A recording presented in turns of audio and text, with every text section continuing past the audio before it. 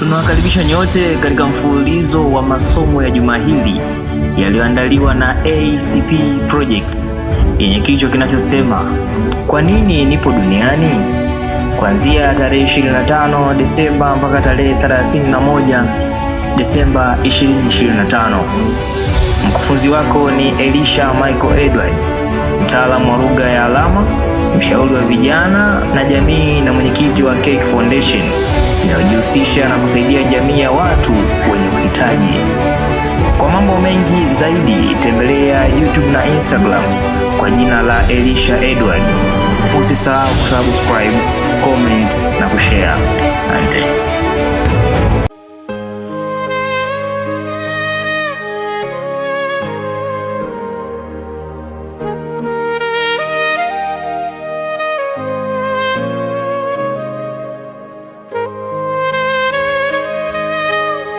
Ndugu zangu, baada ya siku hizi 5, swali kwa nini nipo duniani halipaswi tena kuwa fumbo, bali liyo uhakika.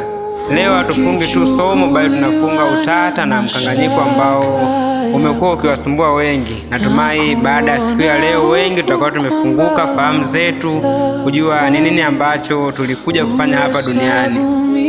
Siku ya kwanza tutaweza kuona kwamba uwepo wako si bahati mbaya. Tulijifunza siku ya kwanza kuwa Mungu alipanga uwepo wetu kabla hatujazaliwa. Biblia inasema wazi kwamba kabla sijakuumba tumboni nalikujua, kabla hujazaliwa nalikutakasa, wakati ambapo Mungu anamwambia Yeremia kwenye Yeremia 1:5. Hii ina maana gani? Kwa mujibu wa wanasaikolojia wa maendeleo ya binadamu kama Viktor Frankl, mwandishi wa kitabu cha Man's Search for Meaning, anasema kuwa binadamu huishi kwa nguvu pale anapojua kuwa maisha yake yana maana. Wewe hukuja duniani kwa bahati mbaya au kwa makosa, na wala si ajali ya wazazi. Ulikuja kwa mpango.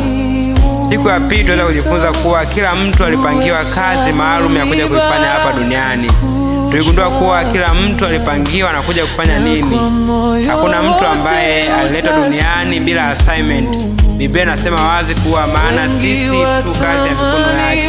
Tuliumbwa katika Kristo Yesu kwa ajili ya matendo mema aliyotangulia kuyaandaa. Waefeso 2:10. Angalia watu mbalimbali katika dunia. Nelson Mandela hakuja kuwa mwalimu tu, alikuja kuwa ishara ya uhuru. Lakini pia Mama Teresa hakuja kujenga majengo, alikuja kugusa watu ambao walikuwa wamepuuzwa katika jamii. Albert Einstein hakuja kufundisha darasani, alikuja kubadilisha uelewa wa ulimwengu. Kitaalamu, tafiti za Purpose Driven Life zinaonyesha kuwa watu wanaojua kusudi lao huishi muda mrefu, wana afya bora ya akili, lakini pia hufanya maamuzi sahihi zaidi kuliko watu ambao wanaishi bila mwelekeo. Siku ya 3 tunaweza kujifunza pia kuwa katika dunia hakuna mbadala wako. Hakuna kama wewe ambaye anaweza kutimiza kusudi lako. DNA yako ni ya kipekee. Alama za vidole ambavyo vipo katika mikono yako havifanani na mtu mwingine yeyote duniani. Hata sauti yako pia ina masafa yake ya kipekee. Hii si ajali ya kibiolojia, ni uthibitisho wa kusudi. Lakini pia mwandishi Rick Warren kwenye kitabu cha The Purpose Driven Life anasema kuwa if God created you, then he had something specific in mind. Ukikosa kusimama kwenye nafasi yako, kuna pengo kubwa ambayo itabaki katika historia ya dunia. 4 ni kwamba kusudi lako ni jibu la kilio cha kizazi chako. Ni majibu ya changamoto za watu ambao wanakuzunguka katika kizazi chako. Tuligundua kuwa kusudi lako si kwa ajili yako peke yako. Ni majibu ya watu katika kizazi chako. Musa alikuwa jibu la utumwa wa Israeli. Yesu pia alikuwa ni jibu la dhambi ya wanadamu. Martin Luther King Jr. alikuwa jibu la ubaguzi wa rangi. Biblia inasema kwamba kwa maana Daudi akiisha kulitumikia kusudi la Mungu katika kizazi chake alilala. Kwa kitabu cha Matendo ya Mitume 13:36. Hii ina maana gani? Hauishi tu ili upate pesa, uoe au uzeeke. Unaishi ili utimize tatizo ambalo kizazi chako kinahitaji jibu lake kupitia wewe. Siku ya 5 tuliona kuwa baraka yako imo ndani ya kusudi lako. Tulimalizia ukweli usiopingika kuwa baraka yako iko katika kusudi ambalo umepangiwa. Watu wengi wanatafuta baraka ya nje ya kusudi na wanajikuta wakichoka, wakivunjika moyo na wanapotea.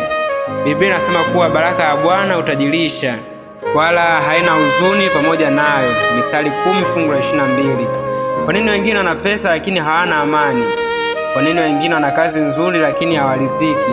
Kwa sababu baraka bila kusudi ni mzigo, lakini baraka ndani ya kusudi ni furaha. Hitimisho la mwisho kabisa ni kwamba ukweli uko wazi.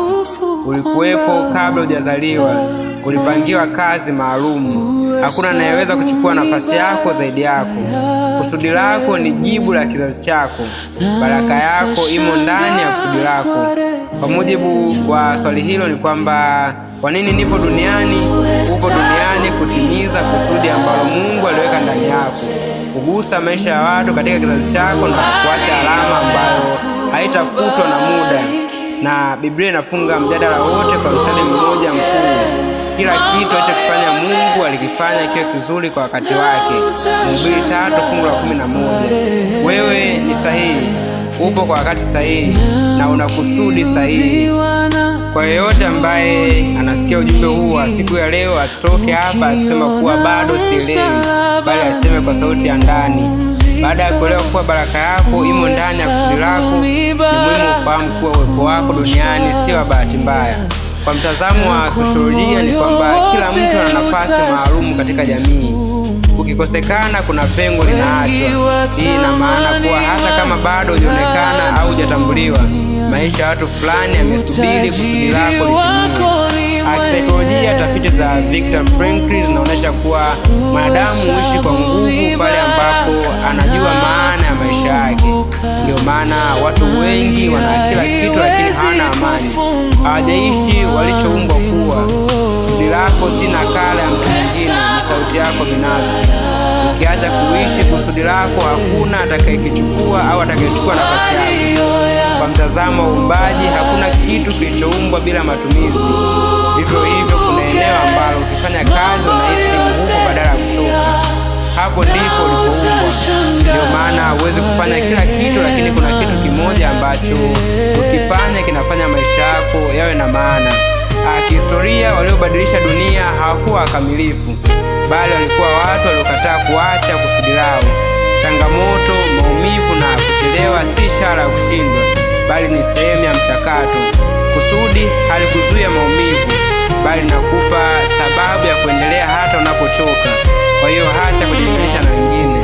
Kila mtu ana muda wake na njia yake. Wewe umezaliwa katika kizazi hiki kwa sababu kusudi lako linaendana na changamoto za wakati huu. Kamwe maishani usisubiri mazingira yakamilike, anza pale ulipo. Hitimisho la mwisho kabisa ni hili: upo duniani kwa sababu kuna jambo ambalo haliwezi kutimia bila wewe.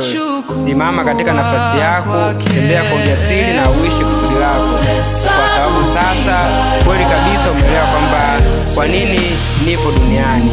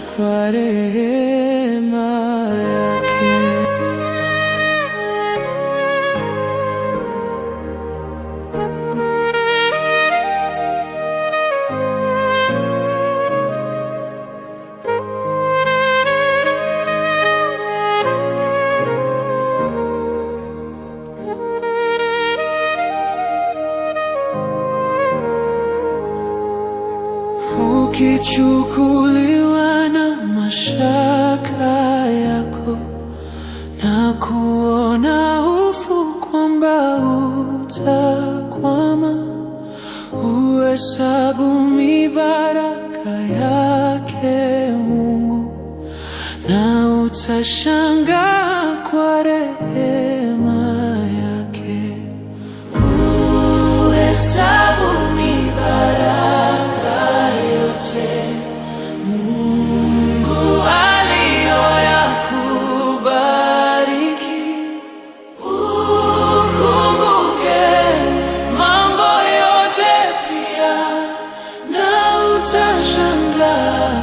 rehema yake.